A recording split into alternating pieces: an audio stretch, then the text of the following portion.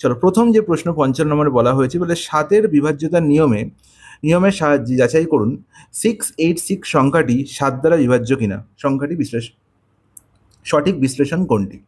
তাহলে 686 সংখ্যাটা 7 দ্বারা বিভাজ্য কিনা, এটা আমরা কি প্রসেসে তৈরি করে থাকি, কি প্রসেসে আমরা এর আনসার বের করে থাকি। প্রসেসটা কি? 7-এর ডিভিজিবিলিটি চেক করার জন্য আমি বলেছি যে 686-র মধ্যে আগে ইউনিট ডিজিট দেখব। ইউনিট ডিজিট কি? 6।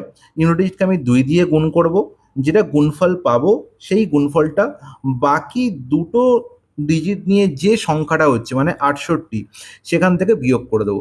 বিয়োগ করলে কি পড়ে থাকে? এটা হচ্ছে 56। যদি 56 7 দিয়ে ডিভিসিবল হয় তাহলে পুরো সংখ্যাটা 7 দিয়ে ডিভিসিবল। ইয়েস, 56 7 দিয়ে ডিভিসিবল, মানে 686ও 7 দিয়ে ডিভিসিবল। তাহলে প্রসেসটা আমি কি করলাম? প্রথমে আমি ইউনিট ডিজিট বার করলাম, সেটাই বলেছে দেখো অপশন সিতে।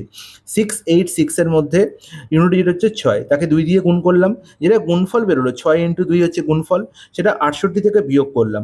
68 থেকে বিয়োগ করে যে সংখ্যাটা পেলাম 56, সেটা যদি 7 দ্বারা বিভাজ্য হয় তাহলে আমি বলতে পারি সংখ্যাটা, পুরো সংখ্যাটা 7 দিয়ে বিভাজ্য, এবং সেটাই হয়েছে।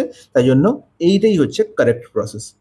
ঠিক আছে, আমরা যে প্রসেসটা শিখেছি সেই প্রসেসটাই এখানে বিবৃত করা হয়েছে। ক্লিয়ার কি? ক্লিয়ার না? একদম ক্লিয়ার, কোনো আপত্তি নেই।